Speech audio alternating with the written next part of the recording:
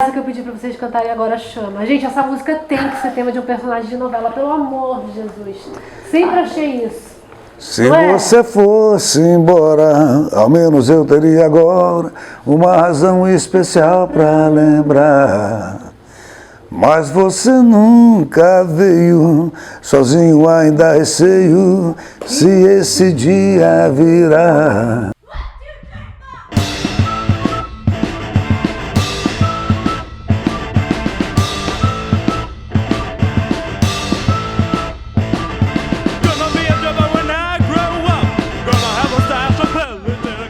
Gente, eles fizeram do Maranhão a capital nacional do reggae. São 30 anos de história, entre ônus e bônus, né, de muito trabalho, uma agenda cheia. Nós vamos conversar hoje com o pessoal da tribo de Jah, nosso país. Estamos aqui com eles todos. Fauzi. Olá, olá. Olá. Fauzi, que honra, que gratidão. Nós estamos agradecidas a Deus por estar recebendo vocês aqui hoje de coração, viu? Obrigado pela oportunidade. Meninos, em primeiro lugar também, né? Muito obrigada por defender não só o reggae, mas a música brasileira. E apesar de vocês serem do Nordeste, vocês têm uma história pelo sul do Brasil. Santa Catarina, Rio Grande do Sul. Eu sou gaúcha, a Fernanda é do Paraná e nós duas moramos um tempo atrás em Santa Catarina. Exato. E vocês atribuem a que esse sucesso tão grande de vocês no sul do Brasil? Longe das emissoras, né? No caso que vocês não necessariamente passaram pelas emissoras para fazerem esse grande sucesso que fizeram e fazem no sul do Brasil. Como a grande música brasileira, o blues, né? O reggae. Exato. Tem certa dificuldade, né? Com as grandes mídias. Bom, para uma banda do Maranhão, realmente, né, é notável, né, essa trajetória. A gente não esperava realmente que... Agora, o fato assim, a banda foi protagonista num determinado momento da cena cultural, musical brasileira. A banda foi protagonista, assim, do afloramento dessa cultura reggae no Brasil. Então, assim, a banda estourou em Brasília, quer dizer, trazendo o reggae, que era uma novidade. Em Porto Alegre, né, aconteceu um fenômeno com a tribo de Jah. O reggae estourou no sul com a tribo de Jah. Em São Paulo, mesma coisa. A banda fazia shows assim para 10 mil pagantes, com ingressos esgotados. Em São Paulo, sem ter mídia nenhuma, sem tocar música em rádio e tal. Então, assim, em Belém, por exemplo, a banda tem um público fantástico, né? Tem um DVD que, né, a gente mostrou para vocês, um show com 8 mil pagantes, ingressos esgotados. Então, assim, não foi só no sul, obviamente, mas foi um fenômeno que foi acontecendo. A tribo trazendo, né? Porque a banda foi a primeira banda que trouxe a temática reggae, né, para o Brasil. Ninguém tinha falado em Babilônia, ninguém tinha falado em Jah, em Roots, né? E a tribo introduziu essa temática, adaptou, né? Então tornou o reggae palatável para o brasileiro, introduzindo toda essa temática e tal. Hoje já existe uma cultura reggae diversa, porque o Brasil é muito grande, né? Sim. Tem uma cultura reggae no sul, tem em São Paulo, tem aqui no Rio. Muitas bandas, né? Antigamente não tinha.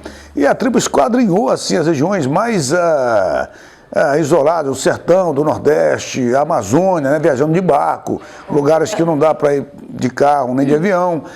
No sertão, né? Do sertão do Piauí, do Ceará, de Pernambuco. A banda tocou nesses lugares, e até hoje em lugares onde nenhuma outra banda, não é nem de reggae, né?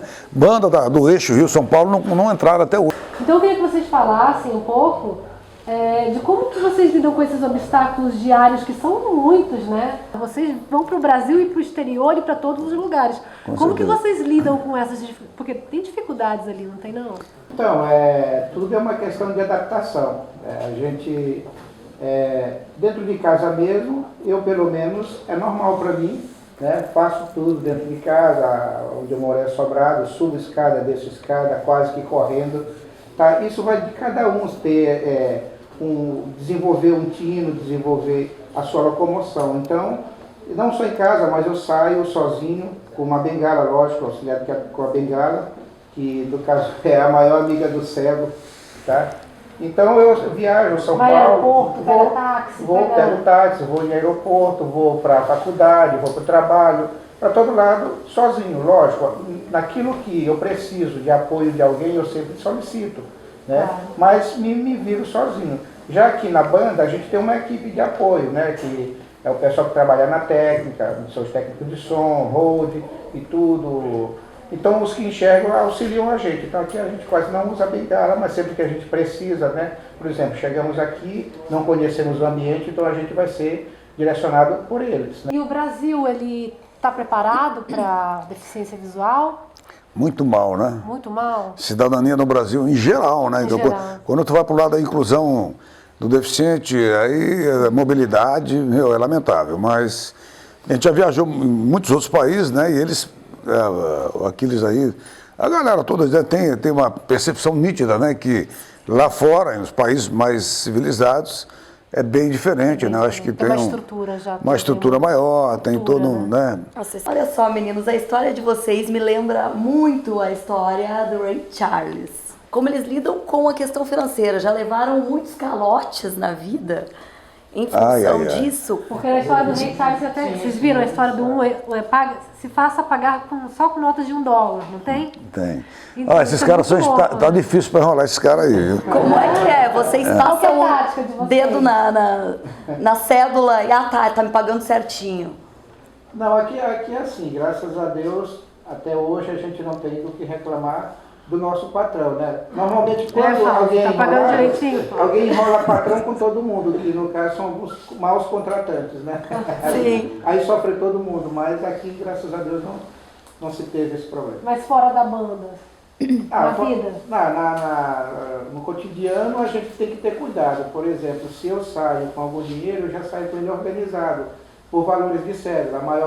A cédula de maior valor vem primeiro, depois as de menores. Então eu já sei mais ou menos a cédula que eu quero pegar, porque tá difícil conhecer, principalmente em cédula, né? Porque, mas tem umas marquinhas que dá, não dá não. E com o tempo a cédula vai envelhecendo, vai apagar aquelas marcas e você fica difícil identificar o valor. Até porque tem cédulas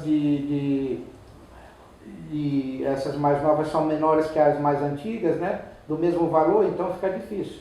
Não dá para distinguir assim, eu pelo menos não consigo. Alô, Banco Central.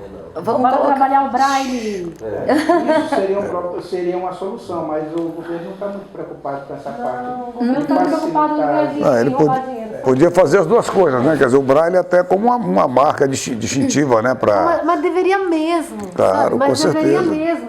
É obrigação. Com certeza. Tanta coisa é obrigação do governo. Gente, não vamos É que eu vejo que a inclusão ela é mais teórica do que prática. Tudo é teórico sabe? aqui. É mais Saúde. teórica, porque se tivesse essa preocupação, o dinheiro viria em braille, as cédulas pelo menos, a própria questão da inclusão na escola também, Exato. a própria questão da acessibilidade nas ruas, eles só colocam o piso tátil nas principais ruas, tá? Nas ruas, Só para inglês ver.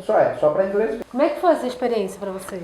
Foi fantástico. Para muito mim, cedo, particularmente, uma banda. eu era a banda que mais curtia, a minha preferida era The Gladiators, né? E ele era o baixista do Gladiators, e você sabe que nas bandas de reggae, o baixo tem um papel primordial, né? Quando o cara é um bom baixista e tem uma linha de baixo, tem impactante às vezes, né? É uma coisa admirável, assim. E ele, para mim, eu era muito fã da banda, dele particularmente, e tive a oportunidade de trazer ele 2 vezes ao Brasil. Fizemos 2 turnês nacionais, ele participou do DVD da banda, esse DVD live na Amazon. E um cara fantástico, assim, né? Como pessoa, especialmente, porque a gente cansou de ver artistas muito talentosos, que têm músicas lindas, letras maravilhosas, mas na prática você conhece a pessoa, aquela coisa antagônica, né? Totalmente contrário, quer dizer, não é que é o contrário. Falar é fácil, né? Você falar, transmitir uma mensagem bonita, né? Sim. Mas na prática tem pessoas que decepcionam pela conduta, pela atitude e tal. Mas ele não. É o famoso hipócrita. Tem muito. Não é só no reggae, né? Acho que na música em geral. Acho que, também não estou dizendo que a gente seja lá, né? A gente tem defeitos, a gente é bem humano também. Mas assim, eu já me decepcionei com muitos cantores de reggae, muitos, né? Inclusive com o líder da banda, que é o Alberto Griffiths, né? Que me causou o maior prejuízo financeiro da minha vida, porque eu quis trazer a banda ao Brasil e aí, na hora o cara não veio e me deu um prejuízo terrível. Mas enfim, mas ele não, ele é uma pessoa maravilhosa, um artista fantástico, e eu acho que foi uma experiência assim, que além dele ter vindo, a gente fez parceria, né? Compôs junto. Uau, tudo de bom, né? Muito legal, né? Essa coisa roots da jamaicana, né? Ali. Isso. Aquela vozinha bem... E hoje ele não toca mais baixo, né? Ele toca violão, toca guitarra. Aliás, ele canta, compõe violão. Eu falei, pô, faz a linha de baixo pra gente aí, dessa música. Ele fez, né? A linha do baixo. Pô, quer dizer, que ousadia, né? Resgatando uma coisa que ele não fazia há muito tempo. E tivemos um convívio muito legal. Ele fez uma música, foi na minha casa um tempo e falou, cara, encontrei um lar longe de casa. Aí fez uma música, Home Away from Home, you know? Quer dizer, um lar longe de casa. Então tudo isso foi muito gratificante. Porque ele ficou na sua casa e ele se sentiu tão em casa. Sentiu tão em casa que fez um lar longe de casa, né? Então eu achei muito legal isso aí. Legal. Yeah, Mr. Chatima.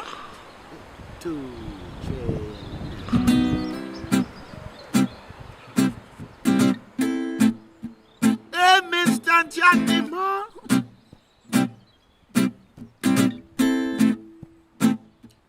Chatima. You want to know your culture. Chatima. You want to know your culture. Your boss is a warrior.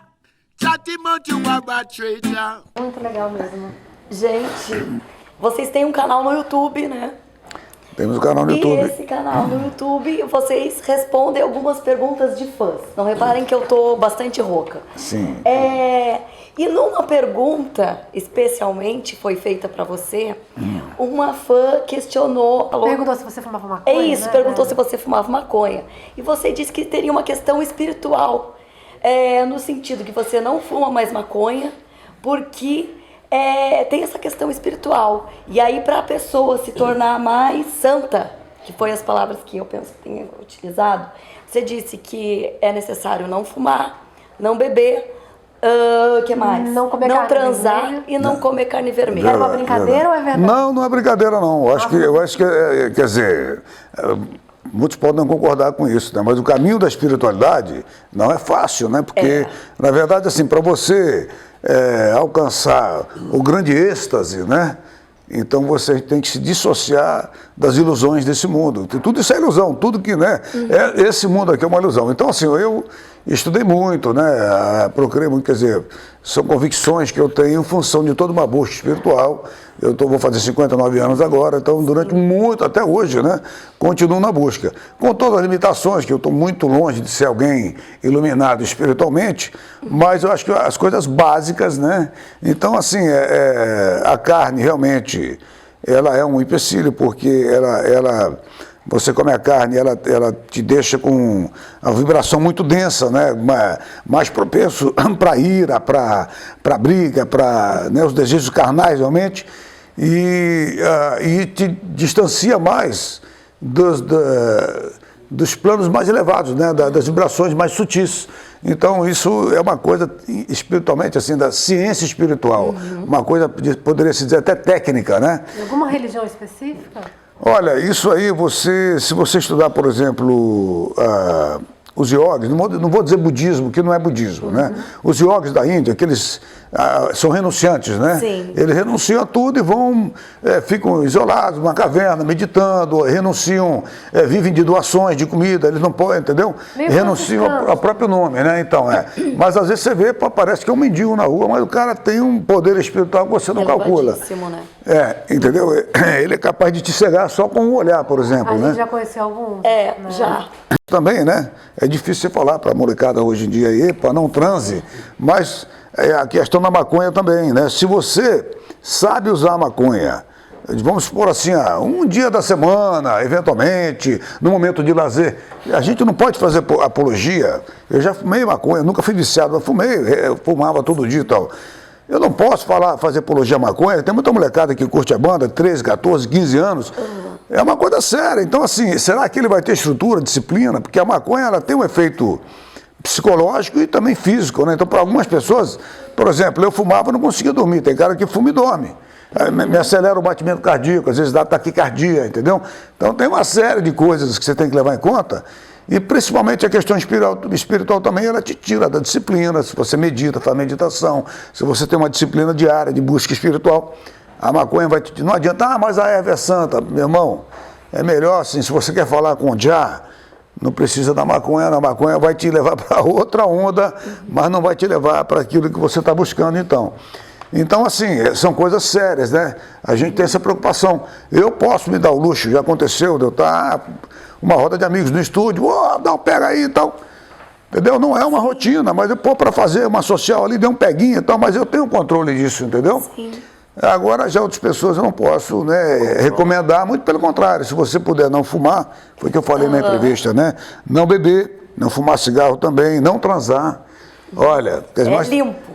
Você vai se limpando. Agora não adianta você fazer tudo isso e sair brigando aí também com todo mundo. Né? Você tem que ter um equilíbrio, uma harmonia. Uma convicção espiritual, né? Você se sentir mais feliz depois dessa escolha? É uma escolha sua ou você tenta? Olha, eu tento. Na verdade, estou cheio de limitações, né? Sim, então, por exemplo, o ideal seria você se abster totalmente do sexo, né? Mas eu sou casado, tenho uma esposa e tal, então você não pode também abusar, você tem que ter uma disciplina, né? Sim. Então, ser moderado, tudo. Ele tá falando aqui também de um lance assim, o cara se abster de tudo isso se ele quiser virar um santo, né? Assim, eu acho que as pessoas não veem ao mundo também, às vezes querendo se tornar um santo nessa encarnação, assim. Ele tá falando do caminho, mas não exatamente se a pessoa precisa se abster de tudo isso de uma vez, né? Mas não há dúvida que se fizer tudo isso, mas não só isso, né? Se você se purificar, se você for um cara cultivar um amor realmente universal. A gratidão. Né? Exatamente. Ter e se instruir, porque também a pessoa tem que buscar o conhecimento sempre, né? Aí com certeza você chega lá. Gente, hoje, a gente vem falando muito desse negócio de apropriação cultural, certo? Do fazer rasta, não sei o que, não sei o que. Eu queria saber do movimento rasta. O que é o movimento rasta real? O que é o Rastafari? E que vocês falassem sobre o rasta de vitrine, rasta de Facebook e desse negócio de apropriação cultural. Vocês acreditam nisso? Eu não gosto disso. Eu acho que você tem que ter a tua raiz, né? Eu não vou, por exemplo, não é porque um jamaicano ele encanou lá, eu não vou querer ser igual a ele, cara. Tudo bem, até poderia, né? Se eu sentisse que, pô, essa é a minha onda. Mas não, acho que as pessoas têm uma facilidade muito grande para aderir a certos estereótipos e sem ter um conhecimento profundo, realmente. Tem muito rasta que não sabe nem o que é rasta, né? E isso eu critico, já fiz uma música, né? Que não basta ser rasta, mas não estou falando mal do rasta, estou falando mal, que eu conheci alguns rastas que não tem nada de rasta, entendeu? O cara, por exemplo, o cara não fuma cigarro, fuma diamba, que é a ganja, né? Não bebe álcool, uns bebem escondido, que eu já vi também, cantor bebendo escondido, porque ele não quer aparecer, porque ele é rasta. Mas o cara, pô, errado, entendeu? Te dá um chapéu, te dá um prejuízo, às vezes o cara tá azarando a tua mulher, ué, o cara não é rasta. Então, assim, em princípio o rasta é aquele cara que busca também. O rasta é amor, é luz, né? Ele busca também o esclarecimento espiritual. Então, quer dizer, uns fumam a ganja, né, como ritual, mas eles aceitam Haile Selassie, o ex-imperador da Etiópia, que morreu em 75, como o Messias que reencarnou, Jesus Cristo que voltou à Terra. Então isso eu acho uma grande contradição, não contesto. Eu acho assim, a lei de Deus, né, é amar uns aos outros. Então eu tenho que amar os rastas, os muçulmanos, os cristãos ortodoxos, Cara, tem que amar o próximo, entendeu? Então eu não vou desconsiderar um amigo, um irmão, porque ele é rasta. Agora, tem muita gente que não sabe nem o que é rasta. Então, assim, eu não aceito o Haile Selassie como meu Messias, entendeu? Porque ele era um imperador na Etiópia e ele foi um tirano, assim, né? Torturou preso político, ele era muito rico, tinha uma conta astronômica na Suíça, enfim, vivia num palácio suntuoso com uma série de regalias, né? E totalmente, né? Tinha não sei quantas mulheres lá, então, quer dizer, totalmente distinto da imagem de um santo como Jesus. Não dá, né? Eu acho que não dá para você fazer. E aí os rastas acham que a Etiópia é a terra prometida, é o verdadeiro Sião, porque a rainha Sabá esteve lá em Israel na época de Salomão e teve um filho com Salomão e que o Haile Selassie é dessa linhagem que veio de Salomão, entendeu? Pois é, mas tudo isso começou com um herói jamaicano chamado Marcus Garvey, que ele preconizou que haveria um rei que seria coroado na África e que esse rei seria o novo Messias. Aí não demorou muito, esse imperador foi coroado e acharam que, entendeu? contradição não, esse herói jamaicano morreu, ficou louco, né? Ele morreu louco e tal. Parou. Nós tivemos que improvisar. Eu desde pequeno fazia bateria de lata quando morava no interior do Maranhão, né? Aí quando chegamos na escola, aí improvisava bateria numa escrivaninha com umas tampas de lata que improvisava nos pratos e assim a gente se virava, né? E quando pegou a bateria mesmo, deu Eu fiquei um pouco perdido, né? Porque eu não tinha nem noção como era uma batera. né? Você inventou a sua batera, né? Hã? Você inventou, personalizou. Foi, inventei a minha customizou. bateria. Aí quando foi uma vez que uma banda foi fazer um show beneficente lá para a escola, foi que eu peguei uma bateria de verdade, do baterista da banda que tocava. Muito louco, gente, muito louco. Mas eu fiquei totalmente perdido, né? Eu imagino. Exemplo de vida. É. Gente, vocês se conheceram numa instituição para cegos, tá certo? E essa instituição tinha um regime de internato. Faz gente quanto leu isso, tempo né? isso?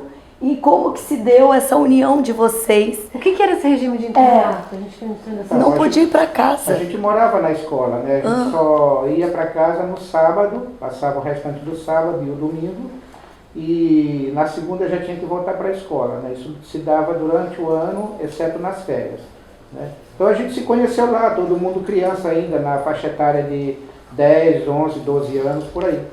Então nós nos conhecemos lá e cada um foi descobrindo essa tendência musical dessa maneira que eu contei.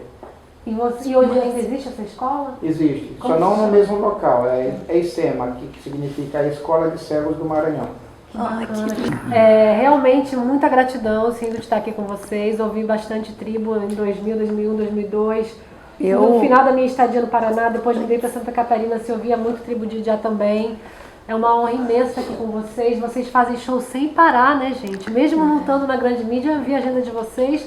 Vocês têm show sem parar, todo mês. A gente fizeram show viaja no mundo bastante. inteiro, Com né? certeza. Eu queria que vocês... Eu acho linda a música, várias músicas de vocês. Gosto de várias músicas. Mas eu acho incrível a tradução que vocês fizeram na música do Sublime, Santeria, né? Eu acho que seria muito legal numa novela. Ficaria muito bacana numa novela. E essa que eu pedi pra vocês cantarem agora chama. Gente, essa música tem que ser tema de um personagem de novela, pelo amor de Jesus. Sempre achei isso. Se Não é? você fosse embora, ao menos eu teria agora uma razão especial pra lembrar. Mas você nunca veio, sozinho ainda receio, se esse dia virá. Dias gelados, me sinto cansado, a vida vaza e voa, passa e não perdoa. O tempo não tem compaixão, você foi um raio no âmago, um momento relâmpago, uma chama intensa ainda te evidencia, agindo em minha razão. Como num lampejo, o fogo de um beijo, o sangue todo a se inflamar, fluindo em minhas veias, subindo em cadeia, pronto a transbordar. O que eu sinto arde em segredo, é uma chama que chama desejo. O que eu sinto Arde em segredo, é uma chama que chama desejo. Valeu, valeu, valeu, valeu.